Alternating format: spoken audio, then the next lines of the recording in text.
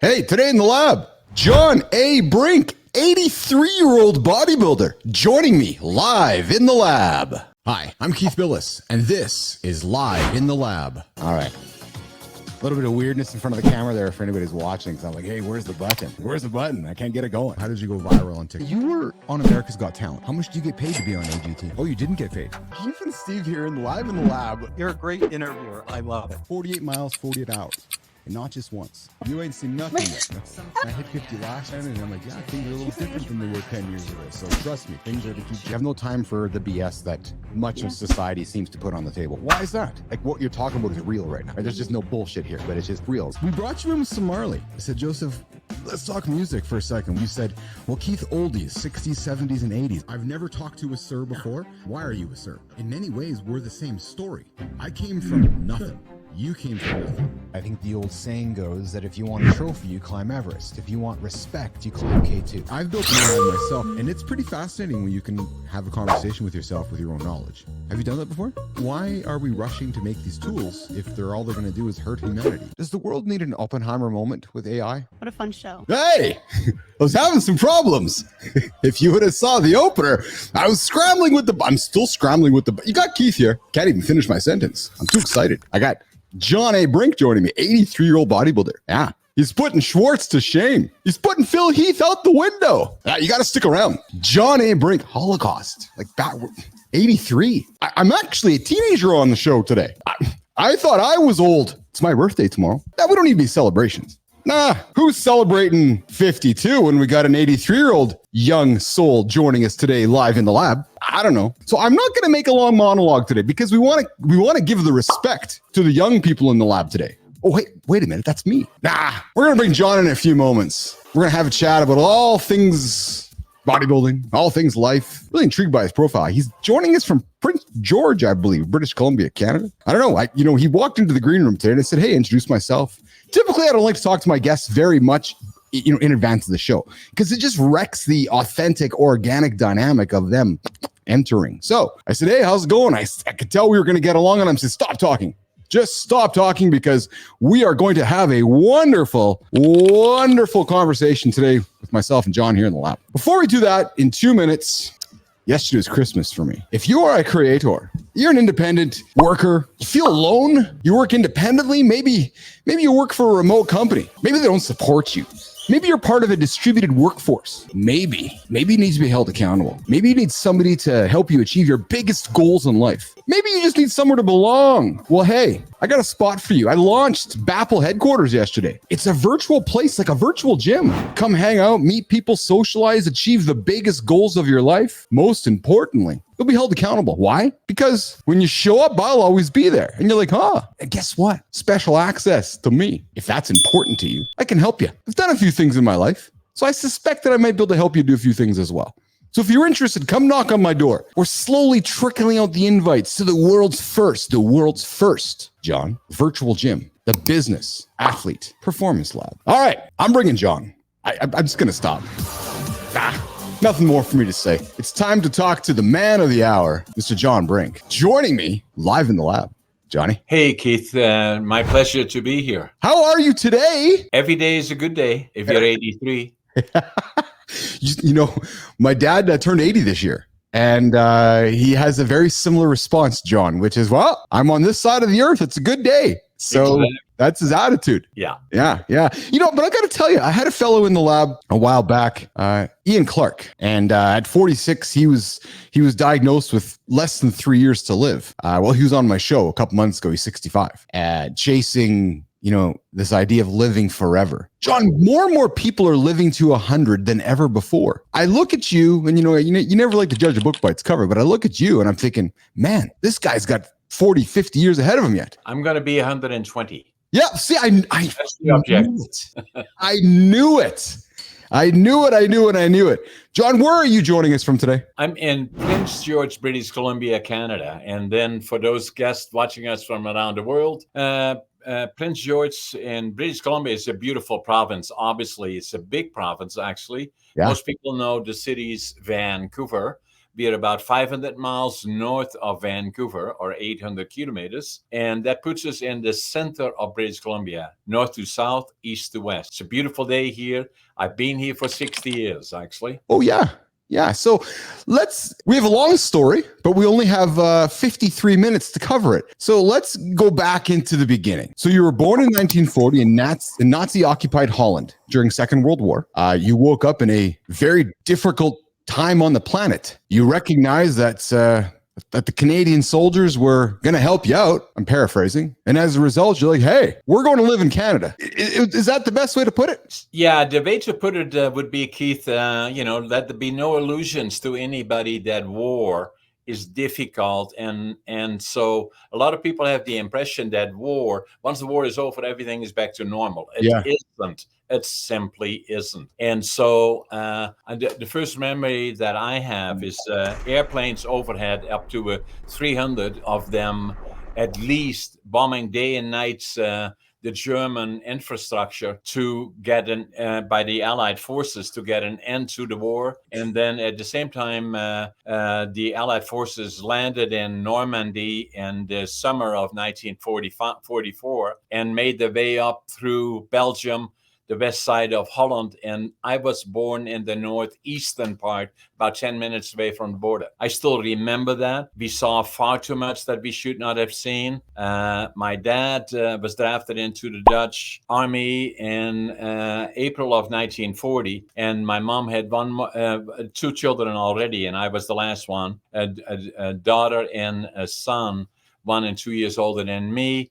And so for 5 years, we would not know if my dad had survived or not. The last time they saw him was in the bombing of Rotterdam. And so she had a tough go. And I still remember the sounds of the planes overhead. I still remember the hunger winter of 1944-45, when we as little kids would go into the railroad yards every morning with gunny sacks and found anything edible or burnable to take it home. The reason that we did as a kids is because the Germans wouldn't shoot us. They would simply boot us one, and the next morning we'd be back. So we were liberated by the Canadian Army April the 12th, 1945. It had such an impression on me that I knew from that point forward, I would go to the land of my heroes, Canada. I tried to do that when I was 17.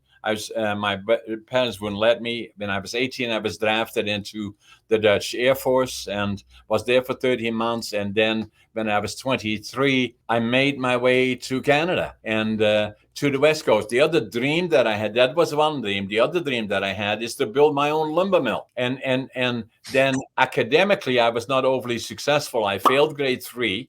And I failed grade 7 3 times. And then he said, what are we going to do with this guy? Send him to the mentally disabled school or place, or do we get him a trade? Now, my parents were beautiful people. So they, at 13, sent me to a furniture factory, and I became a furniture maker. Yeah. And so, but kids are hard on each other. All the friends that I had in grade 7, they went on to college, to university, and I became a laborer. I'm proud of that today, but then I was kind of looked down on. So I kind of felt I had failed a bit, and so I wanted to go to the land of my heroes, and then I wanted to build a sawmill, and I wanted to start with nothing. So when I left Holland, I had 1 suitcase, 3 books, 2 sets of clothes, and I had $150 Canadian. And so flew into Montreal, took the trains, 4 days, 5 nights across Canada, big country, as you know. And so landed in Vancouver, couldn't speak the language, didn't know a soul, didn't have a job, went to the immigration office. Fortunately, there was a German fella there. And I told him what I wanted to do. I wanted to build a sawmill. He said, Prince George, Center Basic, that's where it is happening. So I went down there in the bus, 14 hours on Greyhound. I could still see it from here, the Greyhound station. I came off the bus. I had my suitcase, my 3 books, my 2 sets of clothes, and I counted my money at least 3 times. And I had exactly $25.47. But what I had plenty of is attitude, that no matter what anybody says, and no matter how tough today is, tomorrow will be a better day. And so that has always been my approach. I had passion. Whatever I want to do or pursue, I give it 150%. And then the other part is work ethic. I work harder than anybody, and I still do that today. I usually get up at 5:30 in the morning. I always think I'm late. I always make my bed, and then I get the day started, and it's always full of excitement because I got lots of other things going on. And saying what happened to the 2547? Well, I started out as a cleanup and then gradually built up. Within a year and a half, I was already superintendent of a large sawmill here in the Prince George region. And within 2 years, I already had part ownership of a sawmill and owned a motel. And so from there on in, the story continues. And, yeah. Thank you, John. Thanks for sharing that. You said you're the hardest worker in the room. Well, so I pride myself in the hardest worker in the room. So do you want to arm wrestle over that, or do I get? We'll share it. You don't want to arm wrestle with me because I can guarantee you're going to lose. You said something, John, that struck me. You said you when you arrived in Canada, you wanted to start with nothing. Did you say that? Did I hear you correctly? You wanted to start with nothing? Yes, from the bottom up. That's fascinating to me. And let me finish my thought statement here. So you wanted to start with nothing, and you wanted to build a sawmill. A lumber mill, yeah. A lumber mill. So I want to start with nothing. I want to start a lumber mill. I've survived war. Correct.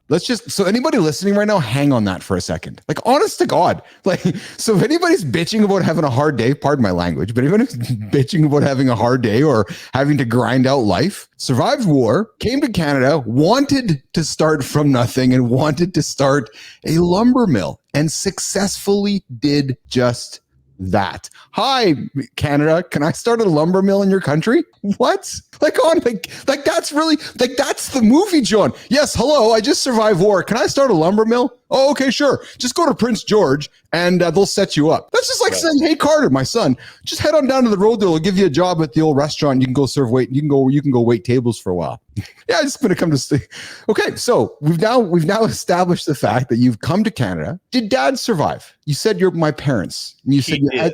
Okay, good. He came back after the war, but they were never the same again because he had been underground. He had a helmet with him with a bullet right through it. It missed his head by about that much. But psychologically, PTSD. He never became the same again. And so and that's why I made the point earlier, Keith, that have no illusions. I'm not saying that to you or to anybody in particular, but in general, war doesn't stop when the war is over. It may have ramifications for the next 1 or 2 generations. In fact, I was affected by PTSD, still can feel part of the world, the hunger and the cold and other and anxiety. And then the other part that I was affected by, obviously, is that the inner child, the fear of losing that one person that was protecting us. And in fact, got counseling for that well into my 50s.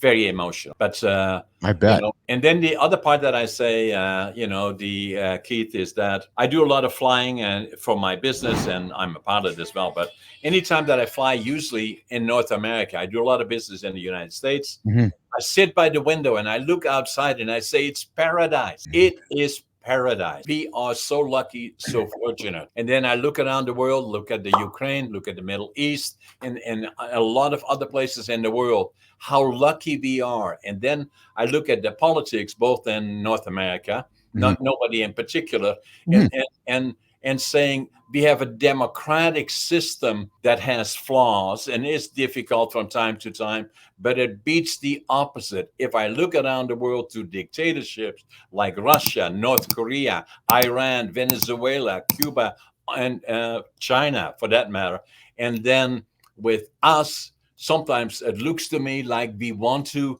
or we're pushing towards a dictatorship, either here or in the United States, and we came probably that close, is that to all those people think that is the way to go live in Russia for a while, or North Korea, or Iran, or Venezuela, or Cuba, or China, and you will see the difference. We are so lucky. John, some would say we're living in a dictatorship here in Canada. Some were saying the democracy of our country is broken. Some would say that, the liberal government of our country is disguised as a communist government in our country. Some would say that too much government has turned us into a dictatorship. You know, I wake up like you, unrecognizing parts of the world that I grew up with. And I'm starting to wonder whether dictatorship and that idea of autocratic views and a different form, I'll call it, different form of democracy it's certainly appealing to many people because hell, I feel like I'm in a dictatorship right now in Canada, John. Yeah, a lot of people say that, but then again, look at the alternative. Look at, obviously, as I said, Russia, North Korea, Iran, and many of those, of Venezuela, where anybody that's in the opposition, they used to be, they put them in a train, in a plane, they kick them out over the ocean and get rid of them. Or look what happened, with Putin and his opposition. They kind of cleaned them up. So it may be boring, and I think the Canadian system, I love it. I love Canada. I love BC, and we're so lucky and so fortunate. But our system is boring compared to the other places. And Trudeau or whoever is, and I'm not political, I'm apolitical, and I go to the middle. I may sometimes go to the left a little, sometimes to the right a little. I love the parliamentary system much better than the alternative that I see in the United States, which is, for all intents and purposes, paralysis. And then obviously with the individuals involved, I think they're pushing towards dictatorship. So I prefer our system, but is it perfect? Is sometimes I say we should be more rigid, possibly, leaning a little bit more to dictator approaches in some of the areas that are so difficult to solve. But I like the system that we have. That's fair. That's fair. John, there's something else in your story that stands out at me. And believe me, I would love to further get into that part of our discussion with you. But I look at the clock and I look at myself and I'm like, okay, I only have so much time because I didn't schedule 3 hours with John because I know I could do 3 hours with John today. Easily 3 hours with John. I can guarantee I can do 3 hours with John. So I got to kind of go fast. John, something else that stuck out at me when I read your story was 2547. A lot of people want to start a business. They don't know how to start a business. They don't know where to start. They're reluctant to start. And then what they do is they get stuck. So you went up to start a sawmill, a lumber mill, but then this $25.47 has become a foundation you've built your life around as well. It's become your niche. It's become your calling. Correct. Talk about that with me. Because because your mind at the time, John, whatever that would have been 60, 70 years ago, deep down, you're a marketer. Deep down, you knew that okay, I can build a business around $25.47. That's really cool. That's fascinating to me. Do you follow me? Yeah. So the key for me was likely at the time that I was 13 when I left school or was told, well, he's never going to make it in school. So he has other issues and maybe mentally issues. So send him to the mentally disabled school.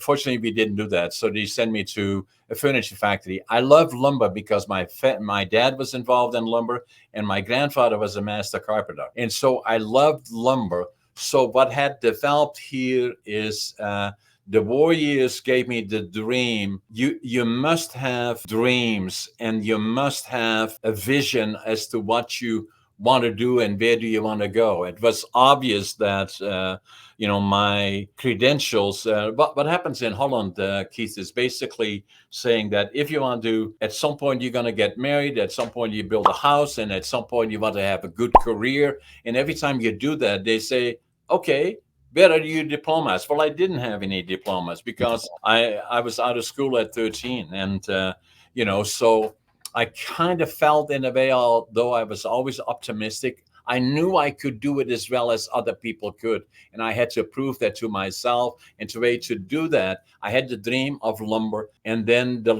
had the dream of going to Canada, then to build my own lumber mill. But I wanted to start from the ground up. And I had developed a skill set that working with my hands rather than in the schooling system, I had unique abilities. And then the other part to me was important, Keith, is that even then at a young age, wherever the opportunity occurred, where there was a successful individual that I could listen to as they made presentations, I would go all over the place to listen. What makes these guys tick? And so and so I felt then that going to Canada was my dream. That was going to happen. Then the dream was to build my own lumber mill. And then the other was that I could prove to me that I could do it. And so that was the motivation.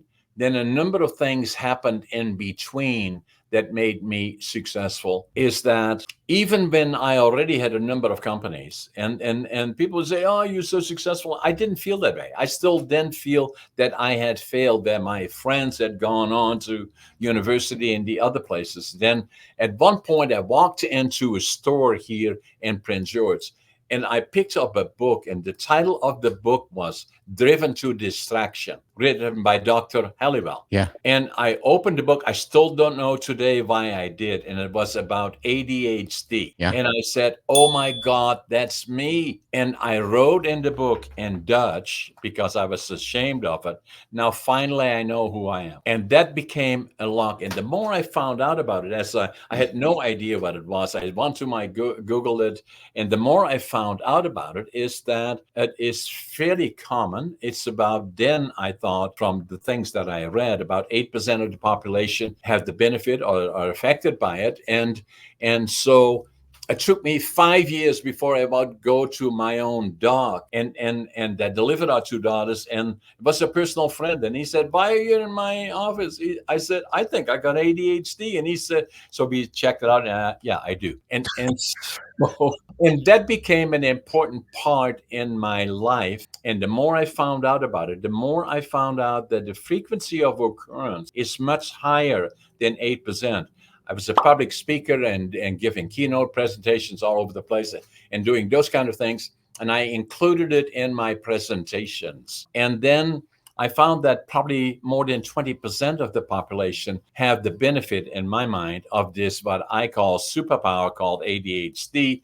And so now the interesting thing that you may find is that Dr. Halliwell, written about 18 books about the issues, different issues, about 8 about the driven to distraction and the distraction category, if you wish. I had him on my podcast about 2 or 3 weeks ago. I think it's my podcast number 203, On the Brink 203. Very interesting discussion. So between him and me. So he wrote a book in 1993. I bought it in 1997. So we had this discussion, and I said to him that told him my story. He's ADHD, and so what had happened to me is that I felt that after becoming more aware of it, that probably 20% of the population have the benefit, or ADHD, ADD, if you wish. And he said, "John, I believe that it is 25% or more." I agree with him. And then the other thing that I said, Keith, is that I believe most of the successful CEOs are entrepreneurs, and the operative here is successful. I said to him, more than 50% of that group have ADHD. He said, "No, John, more than 75%. And I agree with them. So I call it a superpower. That had an amazing impact on my life. And unfortunately, I found out, in a way, although it didn't stop me from being successful, but it explained a lot of things why I was not academically over successful, sitting in a classroom, listening to all the adults. I wouldn't have a clue what they talked about because I lived in a different world. And so it became a major asset to me. And then the other part I did about it is that I speak about it quite frequently. And then I felt I'm also have become, at late age, I've become an author. And the first book, a lot of people said to me, "You have to write a book." And I, and so, because you have such an interesting life. And so writing books is not easy. And so I stopped, I started for about 20 years. And then finally, about 5-6 years ago, I started working on a book. And so the book is about 80 years of my life. It took me 20 years to think about it, and then 2 years to write it. And the title of the book is Against All Odds. And as you know, with an autobiography, you can't, if you do it, you better do it right, because you cannot write it and then say, "Not good enough, so I do another one." No, you got one crack at it. Now, the other one that I did, as well. I felt so strongly about ADHD that it was misunderstood, in my opinion, and has become much more understood recently, relatively speaking. And I wrote a book about that, ADHD Unlocked, and it's an audible as well, and available all over, all the traditional areas, Amazon, and on and on and on and on. It's also in audio, and I wrote another book. Is that and just going to spin his value is that a lot of people don't like what they are doing, and they hate their jobs. I say, if you hate your jobs, change. Because you take it home with you, and the people around you, they will see it right from this. Oh, this guy, yeah, I'm so depressed. I don't like my job. Change. And a lot of young people that I talk to, I do presentations respectfully. And then I asked them, I said, what are you going to do for a career? And I say, well, I don't know. I said, start checking it out respectfully. You want to be a truck driver, talk to truck drivers. You want to be a carpenter, talk to carpenters. You want to be a contractor, talk to contractors. You want to be a lawyer, talk to lawyers or doctors, or for that matter, entrepreneurs. Then I wrote a book about that. Finding your passion, living the dream. And then the question would be, hey, John, are you living your dream? Absolutely, I am. And every single day. And then those are the 3 books that I've done. And then I'm doing another book right now that comes out in August. You may find this interesting. Is Living Young, Dying Old. And that's a picture of me when I was competing, and getting ready for the nationals and for the Arnold. So I know that, we're halfway through our conversation, John, and I teased the audience that we had an 83-year-old bodybuilder coming up. So this is great because we're on our way there to the bodybuilding phase of your life. But I want to hang on ADHD for a few moments, John. So you said to me that you had that diagnosis, and that when that diagnosis happened, there was like an aha. Maybe, I don't know if the right word's diagnosis, but it was something. Hey, you have ADHD, and you said it. I finally found who I was. It's who I was. Correct. So then, what happened next? And before you answer that, was it as much a recognition that you were now able to kind of breathe and accept why you were why you behaved the way you behaved? Is that what it was, John? Because we both know, we've been around long enough to know that just because somebody says that the sky is blue, nothing really changes the moment that you recognize that. So someone's like, yeah, John, you got ADHD. You don't all of a sudden just change. You just keep living your life. But something changed in your mind. It was an acceptance, wasn't it? What was it? It was pure coincidence that I went into the bookstore, picked up the book written by Dr. Halliwell, is Driven to Distraction. And when I saw it, and I stood in that bookstore, and I was going through this and reading about ADHD, and I went through it and through it and through it to the moment that the guy said that's selling the books, say, what are we going to do here? So no, just tongue in cheek. But in any event, I bought the book. That was the trigger. Then I knew that's me, no question about it. And then then I was somewhat ashamed of it at the time. And what am I going to do? I'm building companies and make proposals to lenders and go to them and make the proposal and then say, oh, by the way, I got a mental disorder called ADHD. They would say, have a nice day. Right. So, but I knew it was the key to me. And if they asked me today, you have 10 companies, and you're running 10 companies, you active speaker, you're writing books, and you do podcasting and doing all these other things that I do and work, 70, 80 hours a week, even now still, and saying, how do you do it? I say ADHD. That's why I do it and how I do it. So this is great because now I can just tell my family and everybody around me that my ADHD is what Melissa, we're adding ADHD to the Bapple principles, man, because my ADHD is actually my superpower, isn't it? You are a superpower, Keith. That's what it is. And that's what I tell even young people that I have meetings. The other day I went into John, hold on. Yeah. There's a squirrel over there. Look at the squirrel, man. Oh, yeah. Hold on, it's over there, Johnny. I can see it. Is that a black squirrel or is that a gray squirrel, John? Like I'm really. Oh, hold on. Yeah, you were saying. Sorry, you were saying. Yeah. So I got some peanut butter here too in front of me. Exactly. I have to straighten out the picture here. So. Anyway, it's the comical part about it. But on the other hand, Keith, that it is a superpower that I believe is unique. And the reason that it is unique, and And why it makes people like me successful in business a lot of times is that my peers that went to college and university and became very successful in doing things, they Yes. learn to live in a box, right? And so that's what you do. You're very, very good at that.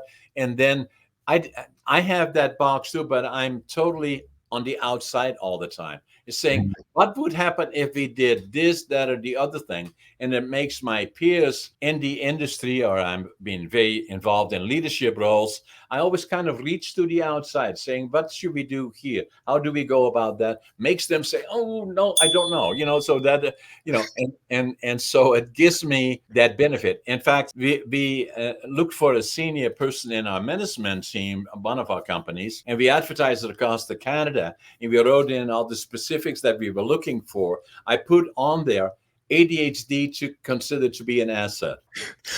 I would suggest to you, there's no scientific proof around what I'm going to say next, but I'm going to suggest your ADHD, or one who has ADHD, keeps them young, because it keeps the mind thinking, it keeps the mind moving. Oh, hold on. Is that a bear over there again? Or is that sorry, I get distracted. Right. So, Squirrel. It's a squirrel again over there. John, you keep confused. See, if we keep getting distracted, we're only going to keep getting younger, because I'm getting older tomorrow on my birthday. So I'm telling you, as we keep Happy birthday. Thank you. Yeah, as we keep going through ADHD, we're actually getting younger, John. I think this is spectacular. So the interesting part is, I'm in the office of the lawyer's office, and I'm sitting there waiting for my turn, and this picture is hanging crooked, and it bothers me that there is another person sitting there, and I want to go up there and kind of straighten it out. All right, John. So when did the light go on? Here's the big part of our conversation today. When did the light go on that said, I'm going to become a competitive bodybuilder? Was it 60, 70, 80, 81, 82, 83? Tell the audience the moment the light went on, the moment you said, I'm doing it, and the moment you kept going at it. There is always a trigger keys of some sort. Yes. And that was for me in 2008. I nearly died because I had a case of diverticulitis. And I don't know if you're familiar with it, but it is an aggravation of the colon, actually. It's very not uncommon. It's usually saying, I have pain in my tummy, and then we say, is it on the right or left side? If it's on the right side, it's probably the appendix. If it is on the left side, could well be diverticulitis. You go to the doc, and he said, I'm not a doc, and I'm not giving advice, but eat some more greens, and then it will disappear. In my case, it ruptured. And that gives you the toxins then spread through your center of your body, and you have about 48 hours, and if you don't get it, then it may well kill you. And so I came that close. And so then after that, I had been like everybody else. At the end of the year, you make all these commitments. I'm going to do this, that, and the other thing, and it will include the gym. And so you get your gym membership, and you go there for 2 weeks, and you find 100 reasons as why you can't go, because you just too busy. And so then I knew I had to become much more serious about that. So in 2009, after I had recovered from the near fatal diverticulitis, I knew, and my wife is vegan, so she's always been on me for healthy living, but I was not doing well enough in that department. So what I did is I went to the gym, I hired a trainer.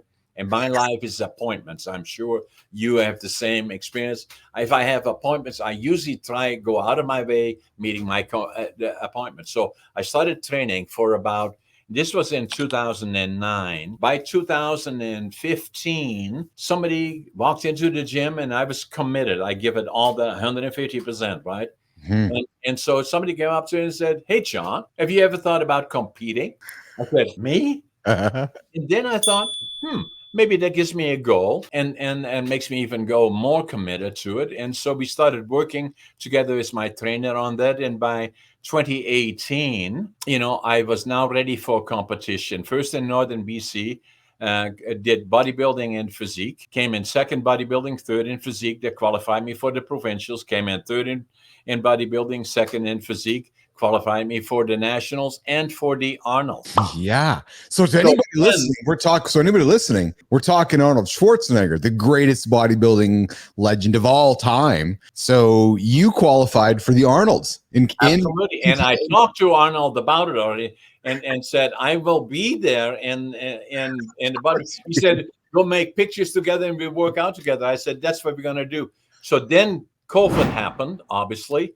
And then, so that kind of slowed things down, although I always stay in good shape, but then started going to the gym again. And so right now, right after this podcast is over, I'm going directly to the gym. And so again, I do that 5 to 10 hours a week. The closer I get to competition, the more I work out, and I'm again getting ready for 2025 when I'm 85 to again compete nationally and in the Arnold. Anybody listening right now that is looking for something to do, just go hang out with John. Yeah, there you go. Hi. Let's just hold that up there. There you go. Yes, living young, John. I need to introduce you to Ian Clark because you guys can race each other. You guys can race each other to 100, and I want to be there with you guys as you're racing past 100. I'm so inspired. So you have been on stage. You've been in your skivvies. Yeah. You've been posing. You've done pose. You've posed for your wife. You've done the entire journey. Now, the interesting part is, now imagine you know, at the time that I was competing, I already was 75. Yes. You know, so then, you know, I'd never done this before. And so, but you get ready physical, and obviously all of that stuff was working. Then you go to the competition. First in Northern BC with my friends, and 600 or 700 people in the audience. And then the day before you get tanned, you know, so that, you know, and so the tanning is where 3 or 4 women, you know, do the tanning of the females and the males that are in the competition. So the first question is that, obviously you're going to get tanned, and they say, did you bring your sock? How do you mean bring your sock? I bought her 2 socks. And he said, no, sock, that one. Oh, okay. And then you stand in your skinnies there and all your friends. But after I did it once, and then from there, and then it becomes, and then the other part that I should say about Keith, that, you know, once I got to that level and then competed on the provincial level, there were probably 200, 250 people.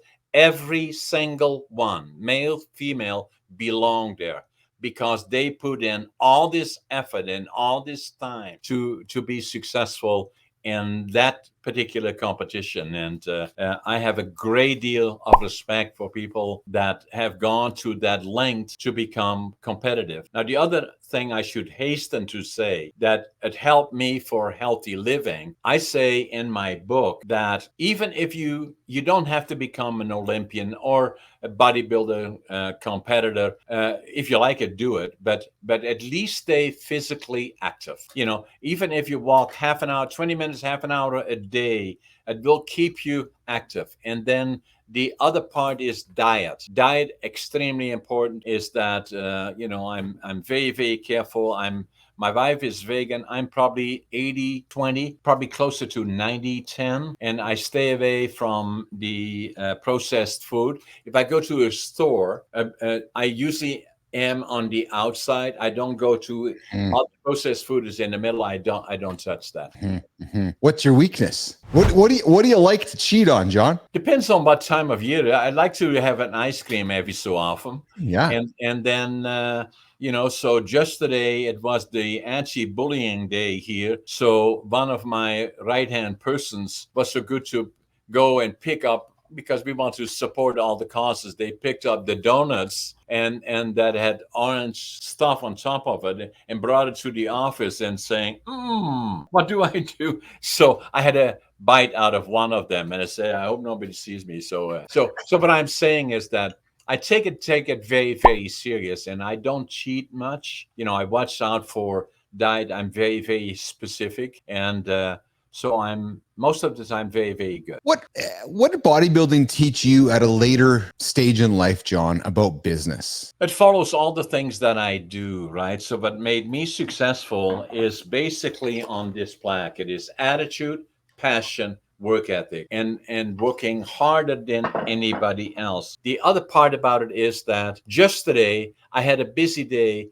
We had booked a number of things. I was hosting a podcast, but I also had a keynote presentation, very big one, in at about noon, and another keynote presentation at 7:00 that evening that lasted till about 9:30, and had part of the probably an hour and a half of presentations, and then Q&As another hour, and So that's and then at the same time, I'm every day at the mill. I usually spend 12 hours here, and then I have a number of other companies. Not only lumber, we have lumber companies, and it's not about hurrah, John, how successful. That's not what it is about. But a number of other companies that keep me occupied, and it's basically I have lots of energy, like you do, you know, and I get excited, and I'm a storyteller. That's what I do.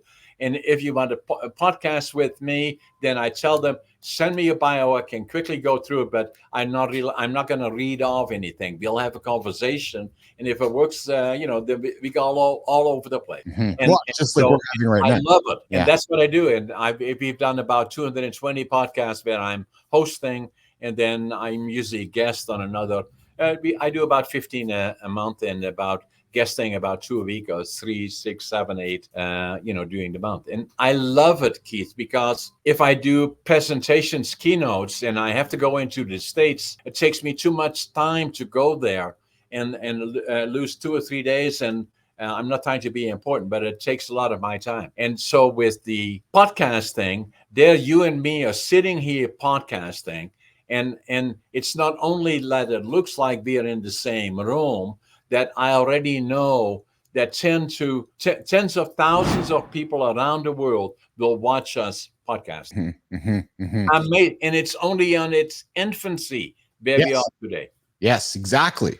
Oh, I always say to my audience, John, that we're just starting in the clubs and we're making our way to the concert halls and to the arenas and to the stadiums. We're on our way, right? We're on that journey. Exactly. John, what do you say to somebody that says to you, John, why don't you just retire? Why don't you just slow down and go sit on the beach? This would be a good idea. I will retire when I get old. There's a squirrel over there. Can you see that squirrel, John? Yeah, I saw it. Yeah, but it is right behind you now. Oh, shit, man. Oh, sorry. I know why we can't retire, because we're always chasing the squirrel. Yeah. So, what were we talking about? Ships now, or? Why don't you retire, John? Why don't you just go sit on the beach somewhere with your wife? Good idea. I will retire when I get old. I need to hang out with you and Ian Clark. I got to introduce you and Ian Clark together, because I think if I hang out with you and Ian Clark, I am just not going to get old. I'm going to tell you something. I would be scared to work for you or with you, because I'm scared that I wouldn't be able to keep up. Like you have 12 companies. Does everybody, I'm going to make a joke with you, behind your back say, holy shit, man, will John slow down so we can slow down? Yeah, I have people saying that all the time. You know, so I have a hard time keeping up with them. Actually, what I'm going to do is that I want to podcast Arnold Schwarzenegger, and I'm sure I will do that in the next 2 months. Are you serious? Yeah, I will. I'm going to go after him. You know, I'm not, you know, I did all the things here to confirm the things that he's talking about, got all to the level of the Arnolds. Again, I will be there in 2025. I want him on my podcast. And he has wrote a book that came out in October, I think, on the same topics here. And I say, hey, Arnold, come on my podcast and we'll talk about your book and we'll talk about mine. That's spectacular. I love that public declaration of that, because I will confide in you right now, John. I was in the gym this morning, creating content and doing my workout like I do every single day. And I was saying to myself, geez, I want to go and reach out to this person. And then I thought to myself, well, how am I going to do that? And then I quickly said, well, fuck, I'm just going to look him up and call him up. So for you to say, yeah, I'm just going to go reach out to Arnold, that's just it, right? Like, why not? Like, why not? Yeah. So, and that's the whole point, right? Because you already have a no. And so, yes. You're right. You know, so I'm positive that I could interest him in a discussion. I'm pretty positive you could as well. I'm thinking that if you said to him, hey, I'm 85, and I'm thinking if you said to him that, hey, I've been on stage at your show, Mr. Schwarzenegger, I'm thinking that he might, and if you said, hey, I share, you know, I come from overseas, like you got some similarities there. Yeah. I would not be surprised if he's going to come say hello. But he's a young fella compared to me. He's only 76. I was just going to say he's a young fellow. So you could have a lot of fun with Mr. Schwarzenegger about this whole thing, right? So tell you what, will you do me a favor? Will you keep me posted on this? And if there's anything I can do to help, I would love to help you with this. I think I love your ambition for it, and the fact that you guys have already connected, which would make sense why you wouldn't do it again in the future. So I'm going to send him a copy of this once you release this one and send it to us. Then from there, and then I'm going to send them another email, and I will attach that and say, Arnold, the time has come. All right, so when we need to talk. Arnold, apparently John's sending this to you. So Arnold, Uncle Keith over here, Chief Bapple, the business athlete. Yeah. Myself and John think that you need to be on John's podcast because Arnold, John's got a little bit something on you. He's 80, 85, 83, right? He's competed. You got it. Got some ADHD, superpower, Yeah. I'm with you. I think it's a great, I'm trying to get David Goggins on my show and Joe Rogan, either or, both of them. So, I'm going to go, when we're done talking, I'm going to go knock on their door later today too. Yeah. And I will mention your podcast as well. Yes. To my guests, so, and I love the style you do it in. It's exactly the same that I do. I am a storyteller. That's what I do. Yes. That's what I do in my books. That's what I do in my podcast. And let it rip, and whatever happens, happens. Yes. So I have to tell the audience that when John and I sat down and I said, hey, John, every good host, make sure that their next host gets to their next appointment on time. And I said, John, what's your hard stop? And, he's like 60 minutes. So I'm respectful of that. We're going to start wrapping up our chat here very shortly because I'm thinking that John's got to get to a really important appointment. And he does, Business Athlete Nation. He's got to go take care of himself because he's told he's going to the gym after this. Exactly. That is what I love. I love the fact that you're like, no, I'm not going to meet my lawyer or my dentist. I'm not going to go hang out. I'm going to have lunch. I'm going to the gym to take care of myself. It's much more important than the other things. It's that true. I make sure I will be there. Yes. Yeah. Hey, John, what have we missed? Like I said, I need to be respectful of your time so you can get to the gym. What have we missed today in our conversation? We got a chance to talk about your books. We got a chance to talk about 2547. We talked about your bodybuilding journey. Are you a macros guy? How do you, let's just kind of talk. Do you count macros? Do you eat the same food all the time? What's your trick during your shred? I'm careful with my diets, so I'm a creature of habit to a certain extent. Yeah.